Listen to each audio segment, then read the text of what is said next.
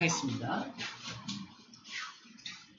지금 볼 거는 지구의 환경 변화인데, 지구의 환경이 오랜 역사 동안 많이 변해왔어요. 사실 많이 변해왔습니다.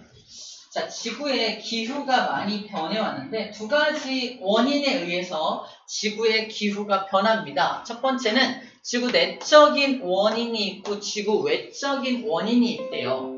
지구 내적으로는 이러이러한 일들 때문에 지구의 기후가 변할 수 있어. 그럼 봐봐. 화석 연료를 캐내가지고 인간이 막 이산화탄소를 증가시켜가지고 지구온난화가 벌어지고 있어. 기후변화가 일어나고 있잖아. 이거는 1번과 2번 중에 뭐인 것 같아? 내적인 요인이겠죠? 지구 안에서 벌어진 일이니까. 그래서 이거 되게 합리적으로 우리가 딱 보면은 지구 내적으로 이러이러한 원인이 있을 수 있겠네 라고 생각할 수 있습니다. 하나씩 봅시다. 지표면의 변화. 반사율과 관련돼 있는 건데 이런 거야. 태양 에너지는 항상 일정하게 지구를 향해서 태양 에너지가 오고 있는데 지구 내적인 어떤 원인에 의해서 빙하의 면적이 막 증가해요. 지구가 좀 추워진 거지? 빙하 면적이 증가하면 빙하를 맞은 태양 에너지는 튕겨납니다. 그래서 빙하 면적이 넓어지면 반사율이 증가한다고 표현합니다. 지구의 반사율이 증가하면 지구가 흡수하는 에너지의 양은 줄어들겠죠. 이런 관계를 따져보는 거야. 그래서 자, 빙하 면적이 만약에 증가한다. 빙하 면적이 증가하면 반사율도 같이 증가하고 있죠. 이거 관계 봐봐. 빙하의 면적이 증가했어? 반사가 더 많이 되겠네 이거야. 이걸 좀 어려운 표현법으로 빙하 면적이 증가하면 반사율도 증가해 라고 표현하고 있는 겁니다. 두 번째, 숲이 줄어들어. 숲이 줄어드는 건 아래 화살표죠. 숲이 줄어들면 숲의 기능이 뭐야? 빛을 흡수해서 광합성하는 거잖아. 숲이 줄어들면 빛을 흡수를 많이 안 하겠네. 상대적으로 반사를 많이 시키겠네, 그러면. 그치? 그래서 반사율이 증가하는 겁니다. 숲의 면적이 줄어들어야 반사율이 증가하는 겁니다. 숲의 기능하고 빙하의 기능이 완전 다르죠? 그래서 숲의 기능과 빙하의 기능을 따로따로 생각해 주어야 합니다. 두 번째, 화산활동. 지구 내부에서 화산이 폭발합니다. 꽝! 그럼 화산재가 대기로 방출이 되면은 햇빛이 거기를 통과할 수가 없어요. 기온이 하강하게 됩니다. 꽝! 화산재가 온 하늘을 덮어. 화산재가 요만큼 나가는 게 아니라 지구의 4분의 1을 덮었다고 생각해봐. 예를 들어서 지구의 4분의 1을 덮었어. 그럼 지구 4분의 1에는 햇빛이 들어올 수 있어 없어? 못 들어오니까 그 밑에는 빙하기가 찾아오는 거야. 추워지는 거야. 그래서 화산 폭발설, 운석 충돌설 다 비슷해요. 운석이 꽝 충돌해도 어마어마한 먼지가 하늘을 뒤덮어서 밑에 빙하기가 찾아옵니다. 그런 이유로 공룡이 멸종했다는 설이 많잖아. 그래서 화산재 때문에 또는 먼지 때문에 이런 기온 하강 때문에 그렇습니다. 세 번째, 이거 방금 했던 얘기죠. 대기 중에 이산화탄소 농도가 변해. 인간의 활동이든 숲이 다 타버리든, 그죠? 자연재해로 숲이 다 탔어. 걔는 숲의 기능을 잃어버린 거니까 산소가 발생이 안 되고 이산화탄소의 양이 더 많아지겠네, 그지? 그런 이유로 이산화탄소의 양이 증가하게 되면은 기후가 변하겠죠. 수력분포의 변화. 이건 뭐냐면 옛날에 했던 건데 A라는 대륙과 B라는 대륙이 붙어있어. 붙어있으면은 밑에서 적도 지역에서 난류가 이렇게 흘러갑니다. 난류는 어디로 흐를 수밖에 없어? 이렇게 양쪽으로 흘러갈 수밖에 없죠. A의 왼쪽 지역과 B의 오른쪽 지역에 사는 사람들만 따뜻한 난류의 영향을 받아서 기후가 온난해요. 안쪽에 사는 사람들은 겁나 추워 이럴 거 아니야. 그치? 근데 대륙이 이동을 해요. 대륙이 이동을 해가지고 A 대륙 왼쪽, B 대륙 오른쪽 떨어집니다. 떨어진 상태에서 난류가 올라가면 어떻게 되겠어? 난류가 여기 다 지나갈 거 아니야? 아까 엄청 추웠던 가운데 지역도 난류가 지나가니까 기후가 따뜻해지죠? 기후가 변한 거야. 사람들의 입장에서는 기후가 변한 겁니다. 뭐 때문에? 대륙의 이동 때문에. 대륙 이동 때문에 기후가 변할 수도 있다라고 말하고 있는 거예요. 대륙 이동하면서 대기의 변화, 해수의 순환이 변해서 기후가 변할 수 있다라고 말하고 있는 겁니다. 이런 예를 좀 떠올리면 됩니다. 네 번째 예는. 이게 다 기억, 니은, 디귿, 리을, 보기로 나올 거예요. 이거 다 얘가 이런 예들이 땅땅땅땅 떠올라야 정확하게 이건 아니야, 정확하게 이건 맞아라고 딱 확신에 차서 동그라미 X를 칠 수 있는 겁니다. 얘가 떠오르지 않으면 긴가민가요. 이거 맞나? 이러면 틀릴 확률이 높아지는 거야. 얘가 땅땅 떠올라야 돼요. 자, 이런 것들은 어느 정도 우리가 상식적으로 예측할 수 있는 부분들인데 이제부터 새로운 이야기를 할 겁니다. 바로 지구 외적인 유익이야. 지구 자전축의 기울기의 변화, 기울기의 방향의 변화. 처음 들어보죠, 그지? 공전 궤도 모양의 변화. 뭐야? 맞죠? 자, 이걸 지금 더 설명할게요. 오늘의 하이라이트가 이렇게 많네요. 자, 먼저 암기법을 먼저 알려줄게요. 먼저 이 그림 가지고 암기법 하나 알려줄게요. 지구가 태양 주위를 뭐 하고 있는 거야? 공전하고 있는 거예요. 자, 공전하고 있는 궤도가 이 면이 공전 궤도면입니다. 공전 궤도면. 뭔 소리야? 지구가 이 면을 따라서 공전할 거란 뜻이야. 공전 궤도면에 대해서 뭘 그리냐면은 수직인 선을 그려요. 수직인 선을 그려요. 수직인 선을 그린 다음에 수직인 선에 대하여서 몇 도가 기울어져 있다? 자전축이 23.5도가 기울어져 있는 겁니다. 이게 자전축이 23.5도 기울어져 있다는 거는 공전 궤도 면에 대해서 수직인 가상의 선을 그린 다음에 가상의 선을 기준으로 23.5도가 벌어져 있는 겁니다. 근데 외국인들은 가상의 선 따위는 세우지 않아요. 헬로, 너 지구 자전축 아니? 한국말 잘하네? 나도 잘해. 이러면서 한국말로 대화를 하는 거야? 아무거나 안 할 거야. 그래서 외국인한테 너 자전축이 몇 도 기울어졌는지 알고 있니? 그럼 뭐라는 줄 알아? 66.5도 이런다. 걔네는 뭘 기준으로 얘기하는 거야? 그냥 공전 궤도면 기준으로 이만큼 기울어져 있어 라고 시작하는 겁니다. 누구 말이 맞아요? 둘 다 맞아. 기준을 정확하게 얘기하지 않고 뭔 소리야 23.5도지 뭔 소리야 66.5 이러면 안 된다고. 뭐 기준으로 얘기하는 건지 함께 이야기를 나눠서 싸우지 말아야 됩니다. 외국인들은 주로 66.5도라고 알고 있어요. 우리나라만 23.5도라고 설명을 하죠. 그게 요거 기준으로 얘기하는 거야. 자, 어쨌든 자전축은 기울어져 있다. 인정? 자전축이 기울어져 있기 때문에 사계절이 나타나는 거 알고 있나요? 사계절. 그럼 자전축이 기울어져 있지 않다면 사계절 따위는 없습니다. 늘 한 계절, 하나의 계절인 거야. 잘 보세요. 태양이 있고요.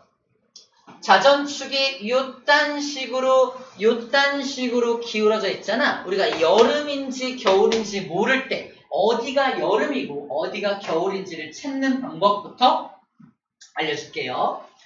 만약에 자전축이 곧바로 서 있다면, 얘야 곧바로 서 있다면 계절이 없죠. 근데 얘가 자전축이 일로 기울었죠. 봐봐. 태양이 내 눈앞에 있어, 그지? 근데 기울면요. 태양이 내 머리 위로 올라가는 겁니다. 태양이 내 눈앞에서 나한테 내리쬐는 에너지랑 머리 위에서 내리쬐는 거랑 누가 더 강력하겠어? 머리거든요. 그래서 얘가 여름이야. 얘도 볼게요. 자, 태양을 바라보고 있는데 내가 반대로 넘어갑니다. 태양이 어디로 가요? 발밑으로 내려가는 거야. 태양이 발밑으로 내려가면 더 에너지를 적게 주겠죠. 그래서 겨울이요. 자전축이 기울어진 방향만 보고서 뭘 알 수 있다. 어디가 여름이고 어디가 겨울인지 찾을 수 있어야 한다는 겁니다. 그 다음 봐봐. 두 번째, 아까 공전 궤도가 변할 수 있다는 건데 무슨 말이냐면 태양이 이렇게 있으면 지구가 태양 주위를 이렇게 돈다고 알고 있잖아. 이게 공전 궤도인데 항상 일정한 동그라미가 돌까? 아니야. 약간 타원 궤도를 돌아요. 이렇게 타원 궤도를 도는데 어떨 때는 요딴 식의 타원 궤도를 돌고요. 어떨 때는 또 요딴 식의 타원 궤도를 돈다니까. 수시로 바뀌진 않지만 몇 억 년에 한 번씩 이렇게 천천히 변화가 됩니다. 그럴 때마다 우리 지구에는 변화가 생기겠죠. 잘 봐봐. 만약에 이런 궤도일 때는 이거 겨울이죠. 근데 태양과 거리가 어때요? 가깝죠. 따뜻한 겨울입니다. 따뜻한 겨울. 여름이죠. 약간 시원한 여름이에요. 이해해요? 이게 뒤바뀌면 어때요? 뒤바뀌면. 요딴 식으로 뒤바뀌면 이제 큰일 나는 거야. 봐봐. 얘가 여름인 거 알겠어요? 겨울인 거 알겠어요? 자전축 방향이 완전히 반대로 바뀌었죠? 그때도 여름과 겨울을 같은 방법으로 찾아내는 거야. 근데 여름인데 태양하고 가까워. 겁나 뜨거운 여름. 사람이 멸종할 수도 있어. 더 가까워지면. 겁나 추운 겨울이에요. 이래요. 74년, 몇백 년 만에 찾아오는 무슨 한파, 이거에 영향을 수 있습니다. 엄청 추운 겨울과 엄청 더운 여름이 만들어질 수 있는 가능성을 가집니다.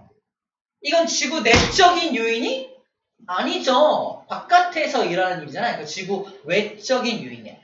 정리하면 자전축의 방향, 그리고 공전 궤도의 방향, 즉 공전 궤도에서 이 지구와 태양 사이의 거리 차이, 이거를 멀리 있는 점, 가까이 있는 점, 뭐로부터? 태양으로부터. 가까이 있으니까 근일점, 태양으로부터 멀리 있는 점이니까 원일점이라고 합니다.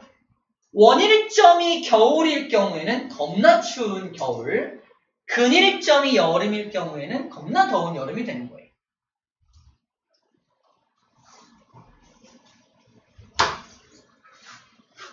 가운데 그림 볼까요? 얘는 뭐가 달라? 24.5도죠. 24.5도야?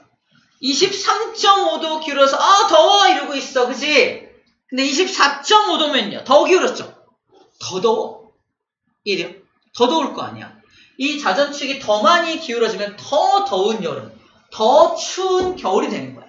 그나마 여름인데 원일점이라 좀 덜 더운 거지. 그 모든 걸 고려해야 한다는 얘기입니다. 자전축의 기울기도 기후변화를 일으킬 수 있겠네요. 그죠? 기울기, 자전축의 기울기, 자전축의 방향, 그 다음에 공전 궤도의 모양, 이런 것들이 다 지구의 기후에 영향을 끼칠 수가 있다는 얘기입니다. 알겠죠? 자, 이제 겁나 더운 여름과 겁나 추운 겨울, 이런 것들을 한번 다른 표현법으로 본다면, 봐봐. 기온의 연교차가 커진다라고 나와 있는데, 봐봐. 그 23.5도일 때보다 24.5도가 되면 더 더운 여름이 되죠. 더 추운 겨울이 될 거 아니야? 연교차가 커지는 거야. 이해돼요? 자, 그래서 연교차가 커진다고 적혀 있는 겁니다. 여기도 기온의 연교차가 커지고 있죠. 자전축이 반대가 되면 더 더운 여름, 더 추운 겨울 되는 거니까 연교차가 당연히 커지겠네요. 그림을 보고서 뭐가 달라졌는지 확인한 다음에 연교차가 커질 것인지, 연교차가 작아질 것인지를 예측할 수 있어야 합니다. 이게 지구과학이야.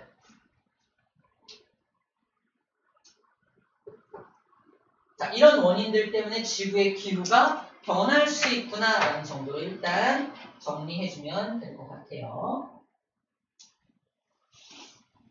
이것도 봅시다. 많이 틀리는 부분이라. 자, 지구 내적인 원인 좀 더 자세하게 볼게요. 기온이 하강하는 경우, 지구 내적인 원인 중에 기온이 하강하는 경우 볼게요.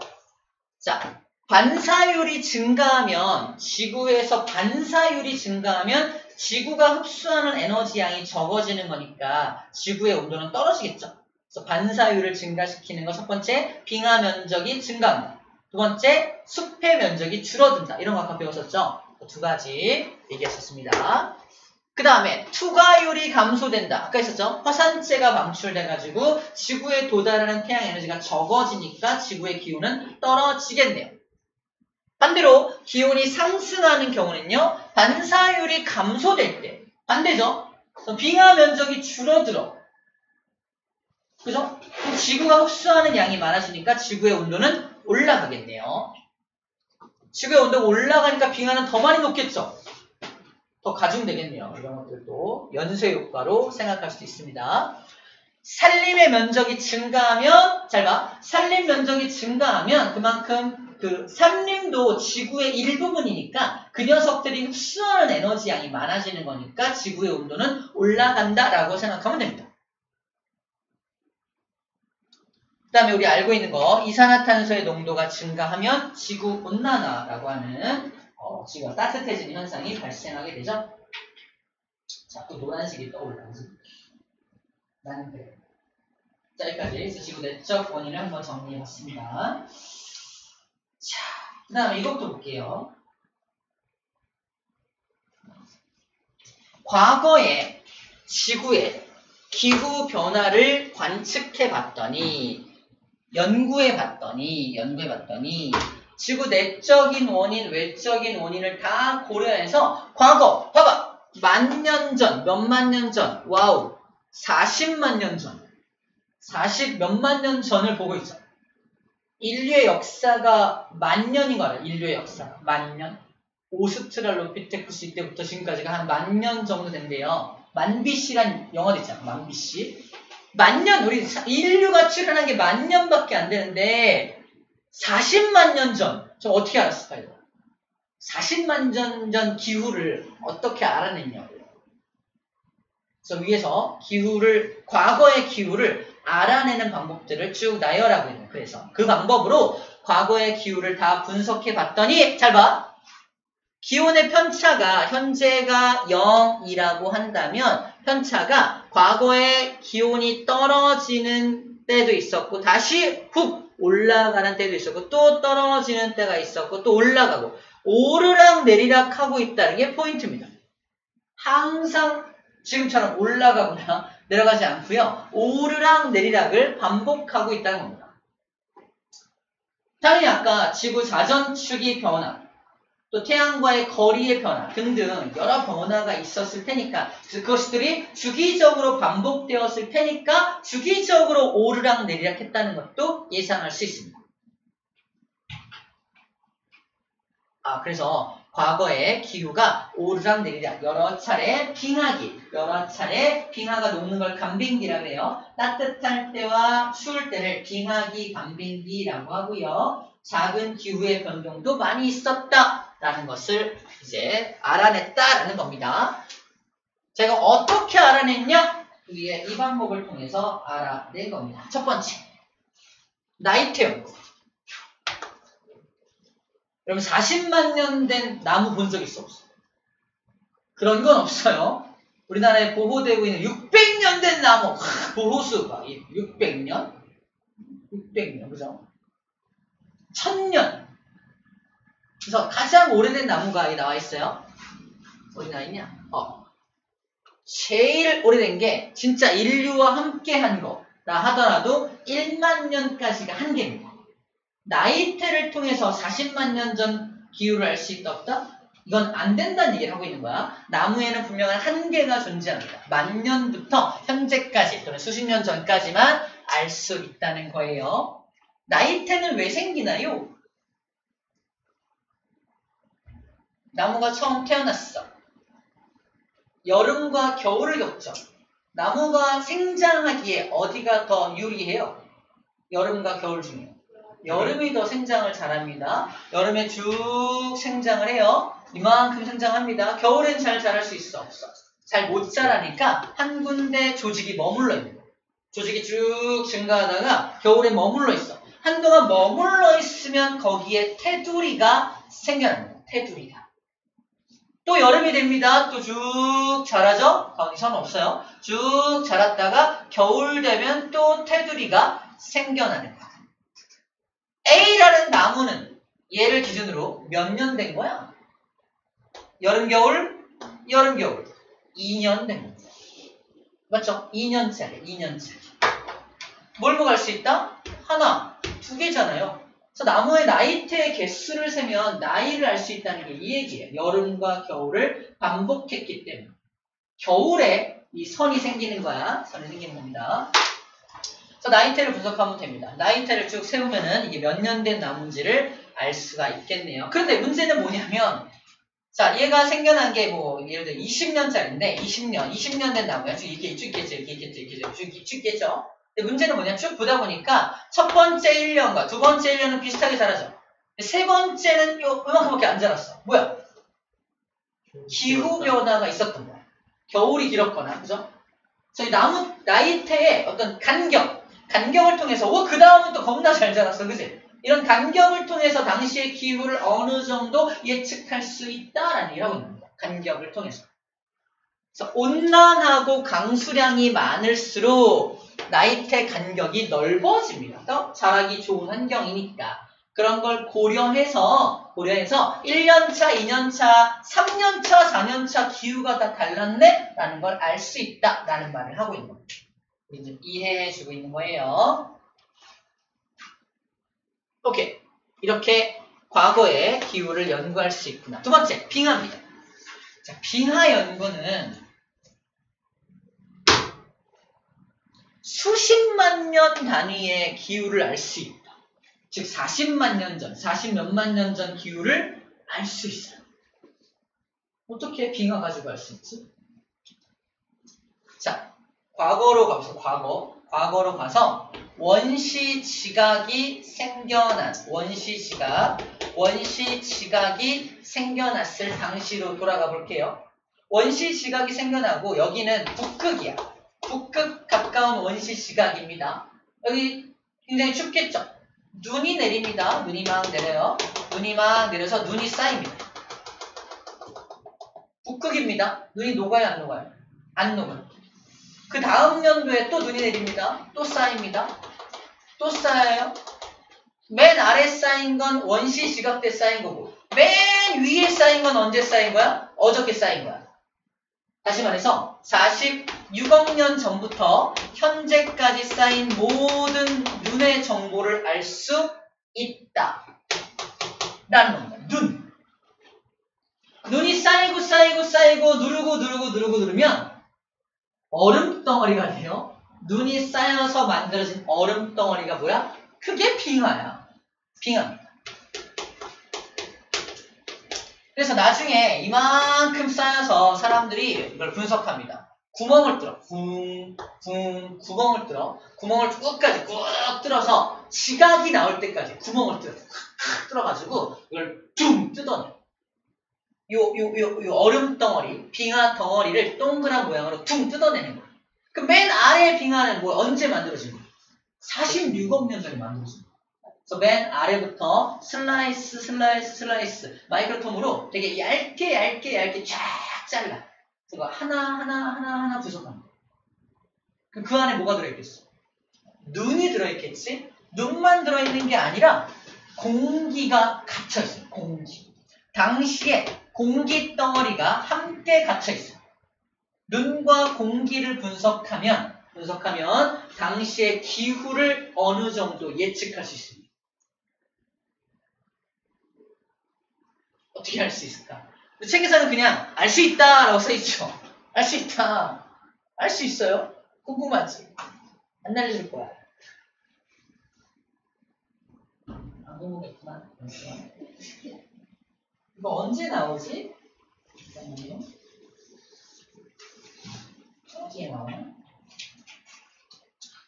안 나오네요? 이거 지구가 원에서 배우나 봐요. 알려줄까? 예. 다시 알려줄게요. 네, 이거 지구 온난화, 노란색 난화는 오늘 못 만나겠네요. 자, 어떻게 하는 거냐면, 자, 봐. 46억 년 전에 대기 중에 산소가 있을 거 아니야? 산소, O2가 있었을 거 아니야? 있었다고 칩시다. 산소가 있었는데, 여기 바다가 있어, 바다가 있어. 예를 들어볼게. 당시에 지구의 기온이 엄청나게 높았다고 칩시다.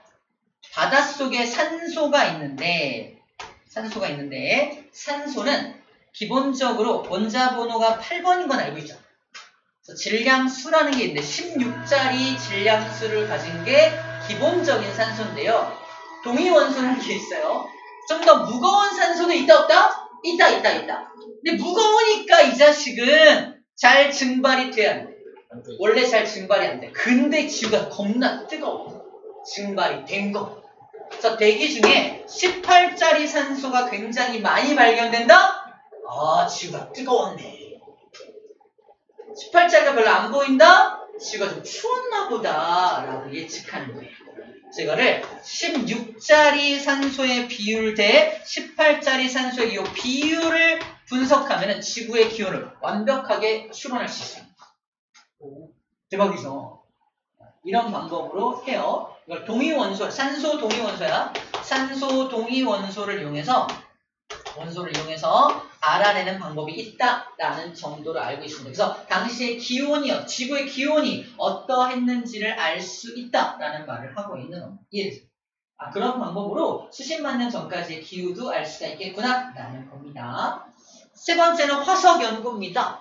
화석을 연구해서 어떤 퇴적암, 어떤 지층을 딱 발견했는데 이 지층 속에 꽃가루가 발견이 돼요. 그러면 이 지층이 생성될 당시의 나이는 어떻게 알 수 있어? 이것도 방사성 동위원소 측정법을 알 수 있어요. 그래서 땅의 일부 성분을 끄집어내서 이거를 방사성 동위원소 측정법을 해보면은 이 땅이 몇 년 된 땅인지 알 수 있거든? 근데 거기에 꽃가루가 있네? 그러면 그 연도에 꽃가루가 날아다닐 정도의 기후였다면 온난했겠네. 이런 겁니다. 그래서 꽃가루 화석 또는 어떤 생물의 화석 이런 것들을 발견함으로 해서 이때 당시 40만 년 전에는 꽃가루가 있었네? 온난했네. 30만 년 전을 딱 보니까 여기는 막 무슨 예를 들어서 30만 년 전 화석을 보니까 꽃가루가 없고 막 무슨 맘모스 화석이 발견돼. 뭐야? 빙하기였네. 이런 거. 극단적인 예입니다. 그래서 어떤 화석이 그 지층에서 발견되냐에 따라서 당시에 그 연도의 기후를 어느 정도 예측할 수 있다는 게 화석 연구요. 그런 방법들을 통해서 알아낸 게 뭐다? 과거의 기후가 이렇게 변해왔다라는 걸 쭉 분석을 해낸 겁니다. 알겠죠?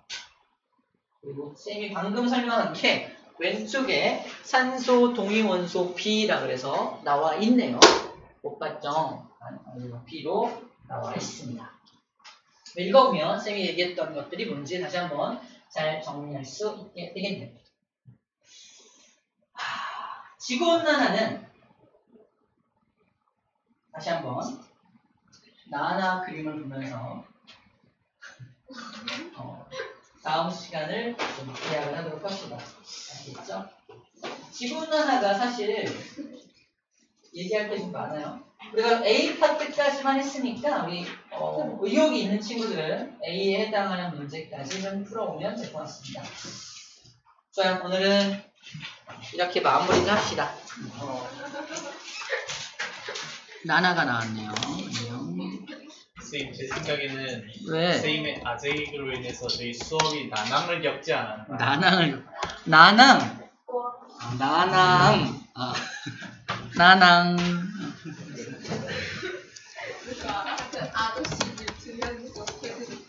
뭐라고?